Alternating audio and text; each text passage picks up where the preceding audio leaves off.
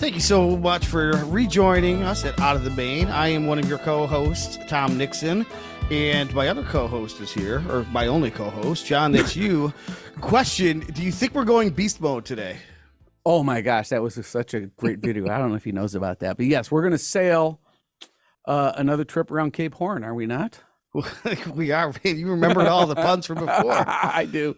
Well, we are very excited because we have a guest on today, and the silliness that we're referring to was a prior episode we did about the genius that is Jerry Hay, and today we are talking to the genius that is Jerry Hay. Welcome everyone to Out of the Main, Jerry Hay. Jerry, welcome so much. Thank you. Yeah, I don't know if your ears have been burning for the last 3 to 5 years, but if they have been, it's probably because your name has probably been evoked hundreds of times on this podcast. Yeah, so. We've made a bunch of nicknames that I don't know if they're all appropriate or what, but what do you got? The Say Hey Kids, Jerry Hay and the Boys. We've got, I don't know. We've made up nicknames for you because we talk about you so much. Love it. Love it. Yeah, so we did actually, I don't know if you were aware of this, but we did a whole episode devoted to your sort of yacht rock centered career. And a number of times we had questions in our head, John. We're like, what do you think the approach was there? And we thought, well, maybe someday we could get Jerry on to talk about it. And here we are. Yeah, it's a little bit different because our focus, when we got into yacht rock, we didn't know where it was going to take us. But our focus ended up being really drilling down in on the session musicians, you know, what their process was. We've talked to like Marty Walsh and Jay Graydon, and what are you presented with when you're called in on a session? This is obviously a bit different because not only are you called in as a session player, but you're also an arranger. And eventually I want to get to how you got started in that and how that changed as you sort of established yourself. But let's go back to the very beginning. So, Seawind horns, if you can give us a little background on that. So I went to college at Indiana University, and met trumpet player Larry Hall. And he and I became best friends immediately, and great trumpet player, and, you know, kind of led me down the right path of trumpet at school. He happened to be 2 years older than I was then, and he left school and went to Hawaii, and then called me up one day, kind of in the middle of a lesson, and said, do you want to come over to Hawaii? We need that. We're doing some work here, and we need more trumpet players over here. And I said, yeah, okay. Hawaii and work. Yeah. Why not? Yeah. Exactly. So in addition to me, there was Kim Hutchcroft, who plays saxophone in Seawind, and Larry Williams, who plays keyboard and sax in Seawind and a whole bunch of other things. They were also at Indiana. They came over to Hawaii. So we started in Hawaii in 71 playing together. We formed a band just to play what we wanted to play on the weekends, and we played freebies in parks and around, and sort of the beginning of Seawind. Wow. Gary Grant, sort of the other trumpet player, was sort of involved in that, and so it just kind of evolved from there, and Seawind formed because we wanted to try doing some more of our own music and play more as a group. And that was music to make music. So you were making your living how during that time, doing sessions? Or well, no, there were no sessions per se in Hawaii, but there were like Vegas type shows. Okay. So, you know, we played, I don't know, 6 months of Vegas type shows, and then the band would play like 6 months of in a real small club. You know, not making any money, but kind of perfecting the craft. Did living in Hawaii, so that's not horrible. And it was just a great move going over there, and just, you know, was the beach, and then band or Seawind rehearsal, play the gig, go home, sleep, then repeat. You know, so it was nothing wrong with that. No. So then, as long as we're starting with the history, let's maybe fast forward to 1976, where you find your way to LA. How does that happen, and where does the story go from there? We're playing in the Seawind is playing in clubs over there, and when guys from LA, session musicians from LA, would like be going to Japan, and they would stop over in Hawaii, and they would come and hear us. So we had a lot of people come and hear us. Jeff Carl sat in, Neil Schoen, Abraham Laboriel, Harvey Mason Jr., Harvey Mason Sr. Heard us play, said, well, you guys need to move to LA, and I'll see what I can do to, try to get a record deal so that we can make that happen. And he did, and he was our producer on our first 2 records. So that's why we moved to LA in 76. And so you're in LA as pursuing a career as Seawind. As Seawind. Okay. Right. And then at what point, I think it's maybe Quincy maybe becomes aware of you, or what point do you then be identified as, wait a minute, we got to bring these guys on as the Cats? Let me before leading into that. So as Seawind, you obviously are the horn lead. Are you the lead trumpet player? The only trumpet. Oh, the only trumpet player at the time. So you're doing the arrangements at that time, and that's part of the craft that you're developing? Or is it more kind of everybody figures it out? No, well, for the most part, I was doing it. Okay. It kind of evolved from when we were first starting out and we were playing top 40 stuff. I would have to take the horn parts off the record. So it kind of evolved from that. So I wondered if being this lead arranger guy, which obviously you got known for, and eventually we'll get to Tom's question about Quincy, this being an arranger thing was not something necessarily in your DNA early. It kind of developed as your career developed. Yeah, never. It's, I didn't ever study it or anything. It just sort of happened because when we moved to LA, Seawind was playing at the Baked Potato for, I don't know, we played 1 or 2 nights a week for a couple of years. People would come in to hear us, and they would come up to me and say, we want to have you guys, the horns, come in and play on our record. Okay, who's gonna do the arranging? Well, you are. Okay, so it just kind of evolved into that. Yeah, because some of the arrangements you do, they're so outrageous. They feel like they break the rules. And so maybe that's good that you didn't have the schooling in it. So going to Tom's question about Quincy calling you. So we were, as I said, playing at the Baked Potato. And as Quincy always does, he's somehow finds the new talent before anybody else. And he called me up. We'd only been in town, I don't know, 3-4 months. Phone rings at home. Who knows how he got my phone number? But, he calls it, Jerry, this is Quincy Jones. I want you to come in and play on a record.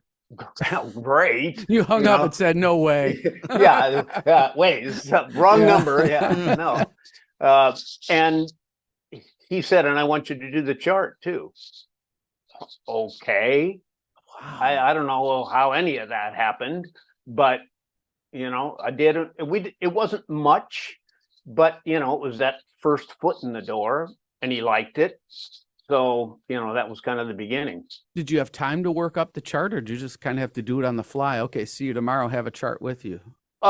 No, I've done that a lot. But this is, he sent me, back then in the day, it was a cassette. Send me a cassette of the track and do your thing. And so, I went in. Quincy said, okay, you get your guys. I'd like to have Snooky Young play with you. I go, Snooky's like my hero lead trumpet player, so in town. And the first big session that I do is with Snooky Young. So, it's great. Wow. Well, speaking of Quincy and cassettes, I have to play something. Hopefully I can play this down the line so this will work for any YouTube audience. But there's this file that's made its way around the web quite a bit, and somebody sent this to me, and it goes back to your days of Quincy with Michael Jackson. So I want to play this for you and see if you can give us any background on what this is. Hang on one sec. Let me flip this over so you can hear this. Okay, this is what I have.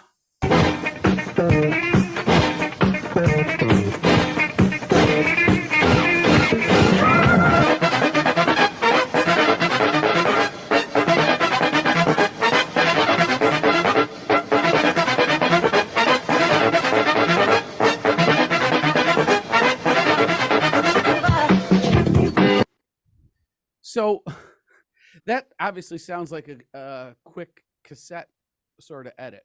What can you tell us about that? So we this working day and night, Michael, and so my vision was, okay, working day and night, it's got to be busy. How can I do that and make it busy? So if you listen to the beginning of the song, Michael does some like mouth percussion stuff, and he goes. So, okay, that's kind of cool. So that became in my part. So then I took that part, and the other side is every other 16th note. Like the saxes that are below that. Yes. It's saxes and trumpets. It's all unison on the that part, and then the other part is like rhythm kind of horns playing that, and then that's how it gets that. So we tried recording to the track to do that. It's very difficult to make it each part line up so that so we played it for a few times, one track, and then tried to play the other part, and it wasn't ever really lining up right. Just wasn't feeling right. So we played to drums only. Oh, JR, rock solid. Yeah. So we played to him drums on our phones only to make sure the time was right. So that's the only way you can get that to line up so that it's. And you still did it as two separate parts, like the one part. Two separate parts. And the cassette was what? A way to sort of show Quincy your idea? No, the cassette is, so we recorded the tune. We must have listened to it like 10 times. Quincy loved it. And so I went to Bruce, the engineer, and I said, any chance of getting a copy of this and solo up the horns? Oh, okay. So he said, sure. Then so there are, I think there are 4 or 5 different ways that he broke it down. One time's with a hand claps, and one time the one part starts out, and so that's what it's a cassette from the very session. Wow. There's a cat online that put that arrangement back together one horn at a time on YouTube and shows how. I don't know if you've seen that. It's pretty interesting. I may have. Yeah. We've marveled. Go ahead, Jerry. But it's, with Pro Tools now, that's much easier to do. Yeah. Well, that's why we marvel. That was kind of be my question, is we marvel how, late 70s, early 80s, how tight these parts are, almost to the point, when I was younger, I think in the back of my mind, I just figured that was always just kind of horns, like synth horns on the Thriller album. I mean, they can't be real. Nobody can do that. Nobody can play like that. I know. So, the marvel is just, it's a miracle to behold. But the question is, how many takes would it take a group to get a horn track that was usable by Quincy without any bleed and anyone's early or nobody's late, without Pro Tools, of course?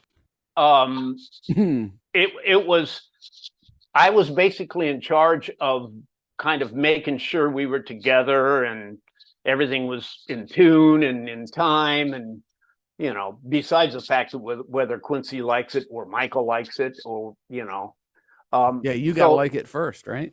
Yeah, of course. Yeah. So, the tightness, I guess, is kind of on me, because I would, if it wasn't good enough, I'd want to do it again. Sometimes, of course, Bruce would say, I need another, you guys need another one, or Quincy would say, yeah, let's do that again, or he'd have another idea of something. But generally it was my doing to make sure that we were good enough. Such a common thread in so many of the arrangements that we have found from you is how your approach is obviously tight from a performance perspective, but as an arranger and an idea, there's so much tight staccato, very difficult, like precise articulations, and you're screaming, whoever is the screamer up top, but it's so aggressive. Your approach is so easy to recognize because it's got this staccato, it's got this tight, it's got this aggressiveness, like it wants to blow your hair back. So it's a two-part question. Who is the screamer in the group? And easy. Is there any influence from Maynard Ferguson in your repertoire? That's not where I thought the question was going. Interesting. Okay. I did listen to Maynard Ferguson, but it was never really my style. And depending on what we're doing, what the song is, Gary Grant was on most everything I did. He plays some, I play some. With the Giroux stuff, there were 3 trumpets Chuck Finley played. He plays some, I play, Gary plays some. So it's, we're throwing it around. I'll play it, and then who's ever next plays the next one. So it wasn't like, okay, you got this, you're doing all of this one, with just whatever came up. So there was no specific first trumpet in the gang. Were you guys hired as a gang, or was it like you were hired, given the job to arrange, and then the expectation was you would contract these other guys? Yeah, they called me to arrange, and I would. It got to the point where I said, "These are the guys that we're doing, or I'm not going to do it." Because it just one, we'd been playing since Hawaii. Gary and I, Larry Williams, and Kim Hutchcroft, and then Bill Reichenbach, who was playing trombone on most everything that I did. Met him early on when we first moved here, and the guy can play anything. Great musician. So, I just said, if I can't have these guys, I'm not interested. Yeah, and the tightness comes from having played together a lot. Definitely. And everybody gets. So you mentioned Bill. I know, Tom, I need to go off track here for a second, because I had this thing twice so far in our show. We have marveled at, as you mentioned, some of the Giroux stuff. We have absolutely marveled at what you did with Giroux's Love Is Real. It was we did a list of top 10 solos, not guitar, and I presented that one as a scat solo. And then when we talked to Jay Graydon, we asked him questions about how this went together, and he told us about how Al would do the scat first, and then Jay took the selects and built a comp out of that. And then I want to play this real quick so that people on the YouTube devices can hear it. But then I kind of want to hear about how this went about, because it's a little bit different for you. It's got the muted trumpet. He tells us that Bill Reichenbach was heavily involved. I'm going to play it, and then I'll let you kind of give us the play-by-play after the fact. Here we go. Don't you stay now? Don't you don't you stay? Listen to me. Scat some drums first.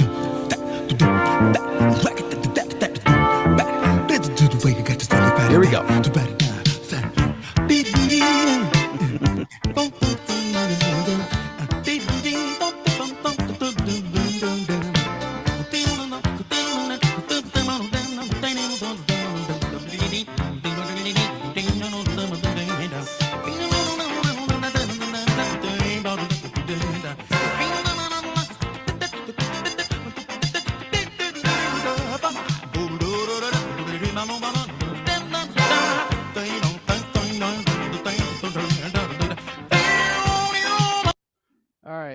My head's going to explode. That just blows me away still. So it sounds like it's only 1 or 2 parts in there. What's going on there? So that was the session was with myself, Chuck Finley, and Bill Reichenbach. That was the first of the Graydon productions that we had done. And so I just, I heard this solo, and it's like, okay, let me just take that off and see if Jay likes us playing along with that. So it's it's kind of early on in my writing days, and that was a hand written out solo of like my chicken scratching.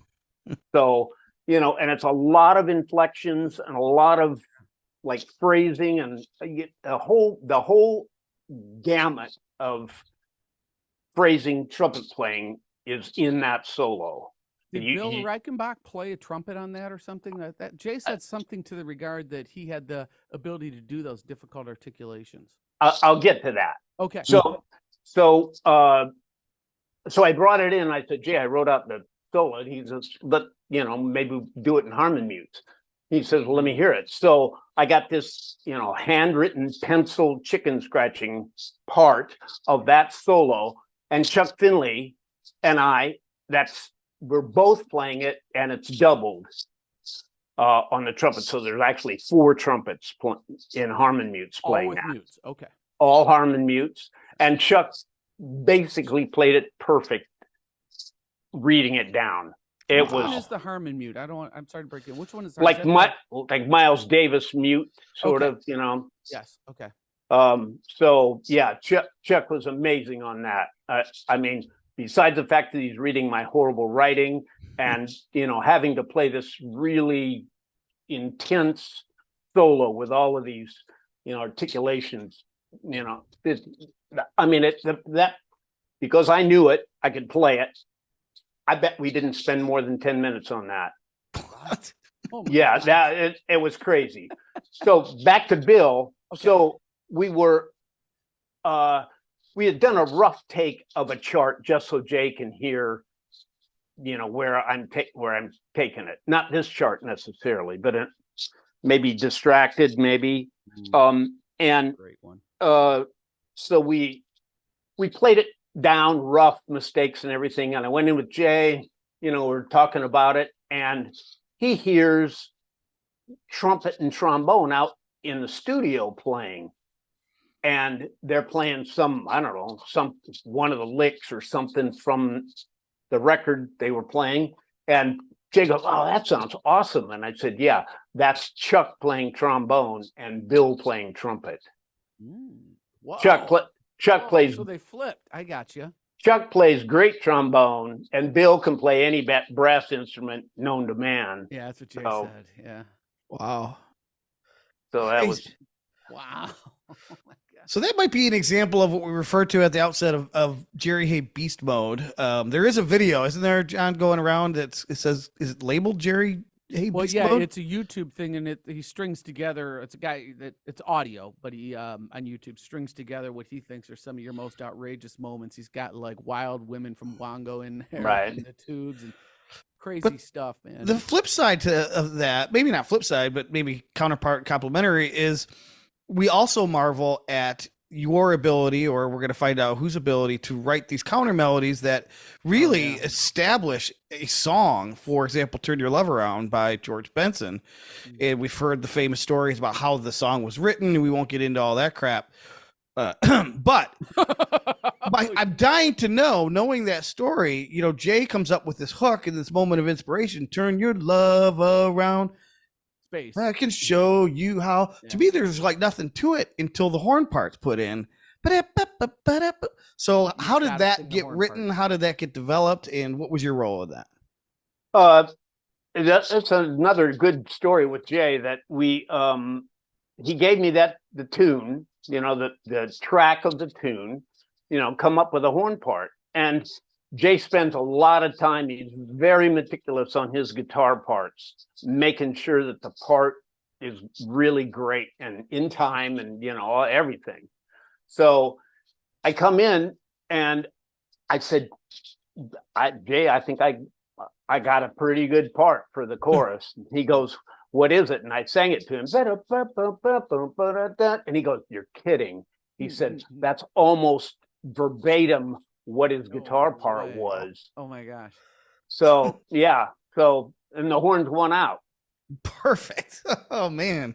I mean, it is. We say it's one of those songs you absolutely cannot sing the chorus without singing the horns. And the same was true with, what was the other song from that album that he did? George Benson's Never Give Up on a Good Thing. Right. You cannot sing the chorus without your horn part.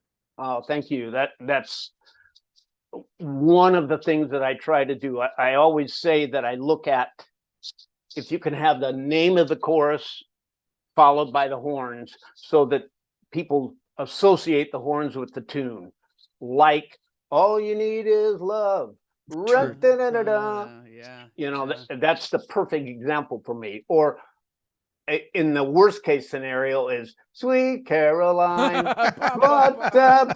You know, Yeah. as bad as that is, yeah, it's great because, you know, that's the hook. And then you got horns, you know, horns embedded in people's mind. So that's one thing that I try to do is associate the horns with the tune. So what were the sessions like for Thriller? I mean, you're on nearly every song. I think of the one that pops out to me is "Wanna Be Starting Something," the breakdown at the end, the "Mama Say Mama Sa Mama Kusa" section. But you're on nearly every tune, and that, obviously that album is probably one of the most important pop albums we've ever seen. Tell us anything you can that you know about that album. You know, another one, just Quincy, you know, we had done a lot of records by that time together. So he would send me a cassette of all the tunes, go for it. You know, do your thing. So, you know, Thriller, Rod had the parts in Thriller, and we're not playing much in Thriller. But you know, Rod had those parts. In fact, I think he had every part in Thriller. Yeah, that big intro. Yeah. Yeah. So at what point did you get from Jerry Hay, here, Jerry, do your thing, from early on when you were just trying to break in? Kind of where do you think that moment sort of happened? Well, you know, when you plan Off the Walls, and you know, people, that's at that point was a huge record. Okay. So, you know, then people become aware of you. And I also did the Brother Johnson with Quincy. And I'd been playing as a trumpet player, not necessarily as an arranger. And I'd gotten, you know, very well known in LA by that time. Then I worked with David Foster on Bill Champlin's first record called Single. So then David and I worked together on the I Am record. So there's another, you know, okay, Fire, right? Yep. With, you know, In the Stone and After the Love Is Gone. So, you know, by that point, which is 79, I guess people said, okay, well, you know, let's let him do his thing, because, you know, I've had some good success at that point. Was the Earth, Wind, and Fire thing intimidating at all? Because hadn't they already sort of established a high bar? I mean, by the time you joined in, was that like, okay, what can I possibly add to this greatness? Yeah, it was through David Foster, because he'd been writing with Maurice, and I'd been working with David quite a bit. So, you know, he called me up and said, you know, let's do this. You got to help me write these horns, and I helped him write the string parts as well. Go over to his house late at night, and we'd hash out the horn parts and some of the string parts, and so, you know, it was through David that I first started working with. Was your process like straight from mind to paper, or do you sit at a piano? Did you mock up stuff on like a 4-track with your trumpet, or what was your process like? Well, you mean with Earth, Wind, and Fire, or just in general? No, just in general. How do you write? Do you write like, you know, straight to paper? Do you sit at the piano and figure out arrangements, or is it, how's that? A lot of times, it would just be, so people would just send you a cassette or DAT in, you know, in the 80s. You know, they would, with no music, nothing. So I'd have to transcribe the tune. I have perfect pitch, so that makes it pretty easy for that. So I'd transcribe the tune, and then in the middle of transcribing the tune, if something came to me, a horn part, I'd just scribble it down. So I have the tune taken off, and then I like to listen to the song as much as I can, as much as time as allows. Yeah. Which is sometimes a day, or sometimes, like with Jay gave me a lot of time, like even maybe a couple weeks. So I had a lot of time, like, you know, driving around, I could listen to it, and, you know, think about horn parts. But, you know, when I would go to write, it would just be back in the day, Walkman, headphones, and paper and pencil. And no demos. I didn't do a demo until kind of recently. So you'd show up with the chart and guys would play it, and that would be the first time that some of the producers were hearing it? It would be the first time. Wow. Oh my gosh. Yeah, up until probably 2010. In 2010, who made you send a demo? Come on. Well, that's someone without the internet. So is that the Jonas Brothers? I did. We did do a Jonas Brothers. Do you know Andreas Carlson? No. Songwriter, written Britney Spears, and he's had a lot of success. And he was doing and a friend. He's actually the guy the producer of Dirty Loops. He's the guy that found Dirty Loops. I am familiar with Dirty Loops. So he was writing a Broadway show kind of based on Studio 54. And so it was sort of disco-ish era music. And, it's going along with the whole show. And, so he said, I really need to have demos on this stuff. Mm-hmm. Well, I got like 40 years of demos. I know. Here's my demo. Here's Thriller. Here's Off the Wall. Right. Here's Faces. Yeah. Here's a Beast Mode video from YouTube. Oh my God. So I said, okay. So I had, my son is an engineer. So I said, hook me up with something. So he got me educated of just enough in Logic so that I can like hash out a part and a demo. They sound, I spend a lot of time to make them sound as good as I can with the cheesy sounds, but they can get it, they have to have a demo. Mm-hmm. But I don't like doing it because then it gets picked apart and they say, well, man, how about this? And, I have so been there. And I told the guy recently, I said, you know what? When he started changing my stuff, I said, you know what? Quincy Jones never heard a note before I went into the studio. He didn't say who's Quincy, please tell me. No, he did not. Oh, God. No. Thanks. Yeah. Oh. So he said, you're kidding. And I said, I haven't ever done a demo until for 40 years, I didn't do a demo. So, yeah. That's going beast mode on the guy. Yeah, he backed down and loved it eventually. Yeah, so. Of course. So it sounds like it's safe to say that Quincy's discovery of you was probably the break, right? Mm-hmm. Do you remember at what point, or do you remember there being a point in your career when you started getting calls from these other producers and you're like, started to realize, all right, we're kind of the de facto horn section for this genre of music? Well, we know is yacht rock, I mean, because what we look at it now, we're focusing on yacht rock, and it's always our shorthand is Jerry Hay and the boys, Jerry Hay and the boys, Jerry Hay. Yeah. So was there a time when you're like, all right, now we're getting calls from these other people, Toto, whoever it might be, and you're like, this is kind of a thing now? It just kind of evolved, it started out as just a trumpet player, so I was working with a lot of people. Mm-hmm. Even if I wasn't arranging, and then you meet Quincy, you meet Foster, I knew David Page and that whole group, and you start meeting these guys, and it's just like, hey, can you make a session?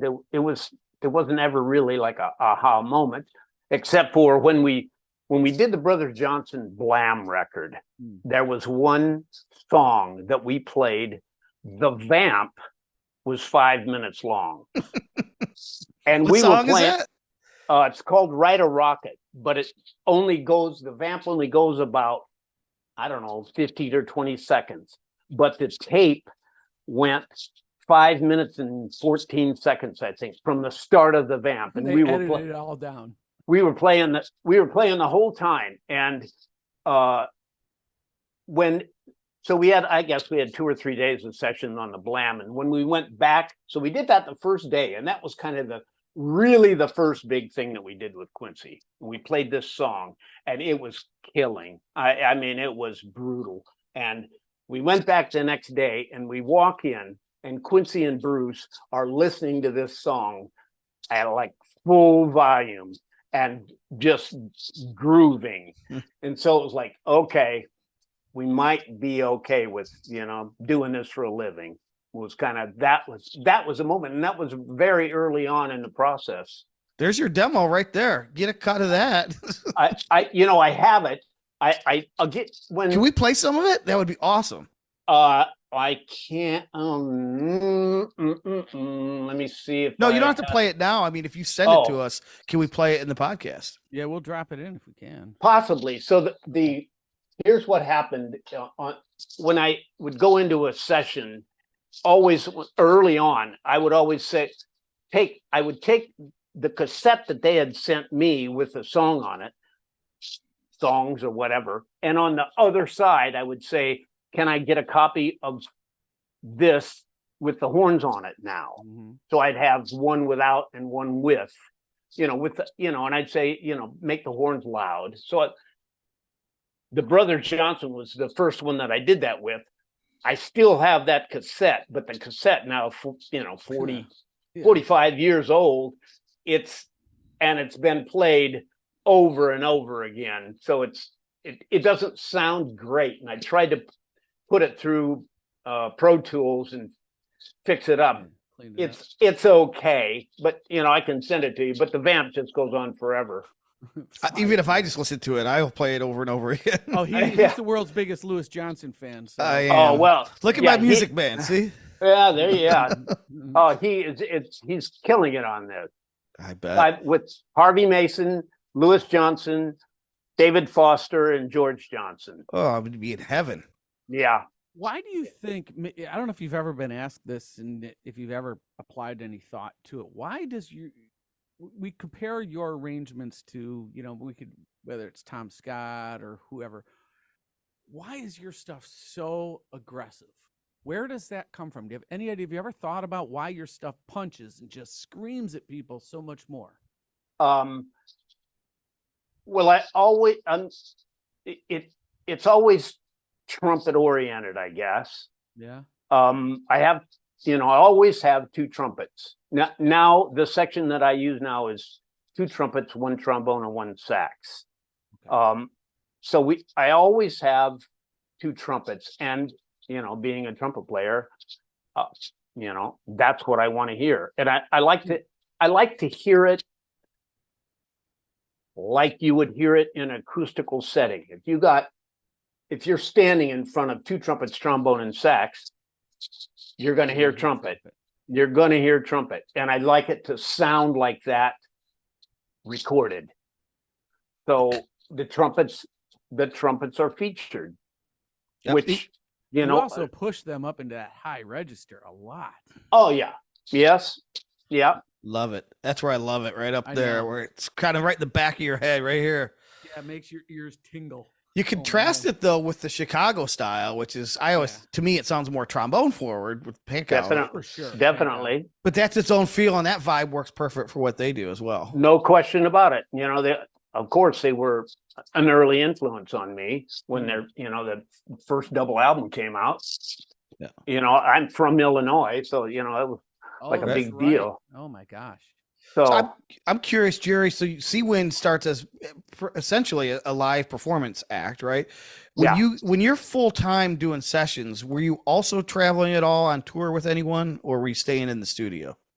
The only touring that I ever did was Quincy went out a couple times. So I did that. We did the Barbra Streisand concerts live in Vegas. Giroux in the early 80s, when he would have a big concert on a weekend, the horns would go out. Not a lot, but we did some. We went to Fort Lauderdale, Milwaukee, and I forget where else we went. And that's it. I went to Japan a couple times, but that was to record and arrange and play a show. Did you miss playing live, or did you do it? I don't want to say out of obligation, but do you fancy yourself more of a studio rat or as opposed to a touring cat? Oh no, I hate playing live. Okay. Once you get into I knew I liked this guy. once you get in the studio and you got Bruce Woodian engineering you, and you're in the ultimate perfect situation. You go and you have to go play in a club somewhere, and the cymbals and the drums are right here, and you can't hear yourself. I don't want to do that, So no, I stopped playing live early on, except for Seawind. How many Grammys do you have? I started to look it up, but I didn't do the math on it. How many do you have? 11? Six, and then 15, there are other nominations. Right? 15 nominations. Wow. It's nice. Nice career for a trumpet guy. Yeah. Yeah, I know. Gosh. Better, yeah. You're a tuba player. That would really be something. But when you did the Sinatra, LA is My Lady album with Quincy, 1984, did you arrange the entire orchestra for that? No, just on LA is My Lady, I just added some horn stuff in that tune. No, I played on Stormy Weather. That's the one I had referenced, yeah. Yeah, that Sammy Nestico arranged that. Great chart. Oh, yeah. Great chart, great arranger, just a sweetheart. Love him. Every note was just meant to working up to, it's like almost 100 years old or something. It's still working. Yeah. We talked to Bill Schnee. I think that's who Bill Schnee told us about. Yeah. Yeah, I think Bill recorded him in Nashville recently. Yeah, I think on that Mandy Barnett album is where I think Sammy is on that. Yeah. Like the last thing he did or something. Yeah. What is keeping you busy these days, Jerry? Are you still playing? Are you still recording? I haven't played for, somebody asked me this recently. I don't know how long it's been, but it's probably been since 2010. When was that Jonas Brothers record? That was one of the last ones. They have it on his 2009. And then what about the Dirty Loops? Was that prior to that? So I didn't play on Dirty Loops. I just arranged. Okay. Some kind of health issues and also I was a friend of mine, Aaron Zigman, movie composer, who started out as a kind of a synth guy, pop keyboard guy. We were friends through the pop world, and he was asked to write a movie. So he called me up and said, this guy wants me to write a movie. Are you interested in helping me? So I said, yeah, sure. So, I probably did, 50 movies with Aaron. So it got like crazy busy with him from the late 90s until, I think I worked with him until, 2014 or something. Okay. So that kind of became the focus then. You mentioned earlier that you did some string arrangements. I know you're known for horn arrangements, but I do see your name pop up on string arrangements now and then. So you did. How many of those do you think you did? I mean, I don't know. Was it pretty rare that you get that call, or is there more out there than we realize? Maybe. I mean, I did a couple for Whitney Houston with Narda Michael Walden. The string chart on Billie Jean is me. Okay. Nice. The Girl Is Mine, I did the string chart on. I have a certain niche, I guess, that I feel comfortable writing strings. I've done some, stuff that sound pretty good. I did Quiet Nights with Queen Latifah, which one of my better charts. Okay. Nice. That I did the whole chart on that. Do you think violins down like you would trumpets down, like in an arrangement, and trumpets first? Do you think violins first? I mean, yeah, always. Okay. So that was another Quincy that he wanted me to write strings on Off the Wall. Seawind was out on tour, and we were on the East Coast in Boston. and he wanted me to write strings and horns for Off the Wall. And I said, Quincy, I said, I'm out on the road. He says, well, you got to do the horns. I said, okay. I said, we got 2 nights off. We'll take a red eye from Boston. We flew back to LA, went to the studio the next 2 days, flew out we had to go back to North Carolina, play at Wake Forest with Seawind. So we did that. But he said, next time you're going to write the strings. And it was for Shaka Khan, Master Jam album. So I said, okay. And he said, there's no ifs, ands, or buts. You're going to do it. So, it's not great, but, it was, again, from Quincy, it's a, kind of forcing me into doing something out of the comfort zone. And eventually it became that, I felt good. I get the impression he did that with a lot of people, because Luke there talked about being pushed out of his comfort zone on Human Nature, but hey, yeah. So cool. My last question is actually a 2-part question that I will actually ask in 2 parts. So first part is, I'm always curious if artists from the era can actually sense this resurgence of popularity of this era of music today. I mean, are you able to sense that, wow, look at this, is like, not that it ever went away, but it's really coming back in a big way in popularity. Do you get that? Kind of hard to, since I was a part of it, it's kind of hard to, it's never gone away from me. So, I always say, I'll put on what we did. You can play on what you did, and we'll see who comes out, So. We so agree with you on that. Oh my gosh. Well, it's second part. The second part is, so aside from what I was initially describing, which is this growing love just for, well, let's call it yacht rock, but music from this era, late 70s, early 80s, just from people young and old. But there's also modern artists now, John among them, myself sort of, trying to emulate this sound. John, maybe you have a better memory than I, but was it Young Gun Silver Fox or was it Ole Billrood who specifically said the horn approach that we're going for is the Jerry Hay horn approach? Do you remember that? Was Ole, I think. What? No, it's Young. It's Young Gun Silver Fox. The guy that writes those horn parts is a super good friend of mine who has my trumpet. I gave him my trumpet. That's it. Yeah. Oh. Tom Walsh, just a brilliant player, great arranger. He is the next guy in both categories, playing and arranging. Just brilliant. Well, it is true when I do.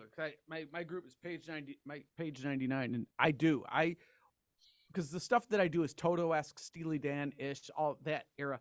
I think, what would Jerry do in this? I've got some riffs that I go, oh, that's my Jerry Hay sort of trumpet climb. So, I mean, we take your stuff and use it all the time. You aren't the only one. I know. Well, I know. Well, now that we've got your contact info, we'll just call you and say, Jerry, what would you do? I'm writing this up here. Yeah, or even better, would you play on it or arrange it? That would be the next thing. Yeah, well, we're going to have to talk dollars and cents then. Absolutely. Hey, we'll go there. Cool.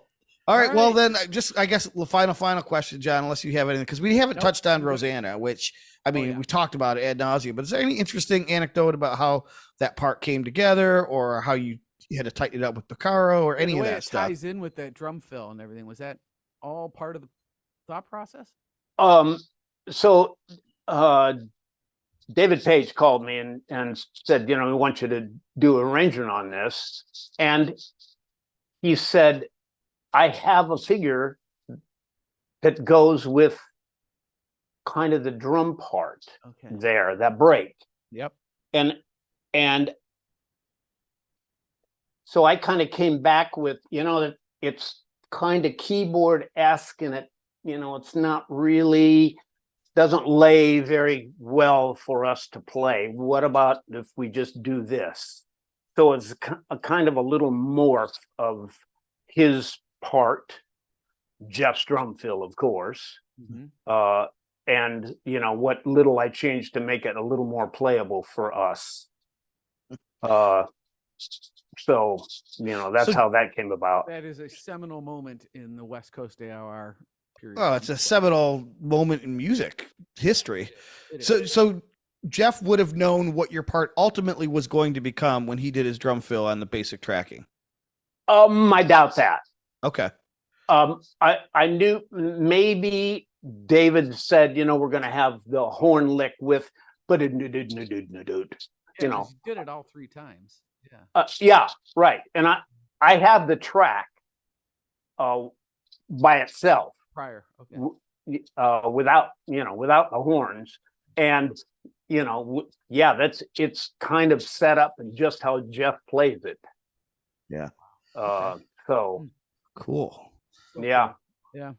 Well, this was good. You answered a lot of the questions we brought up on our prior episode. Yeah, I we can breathe again.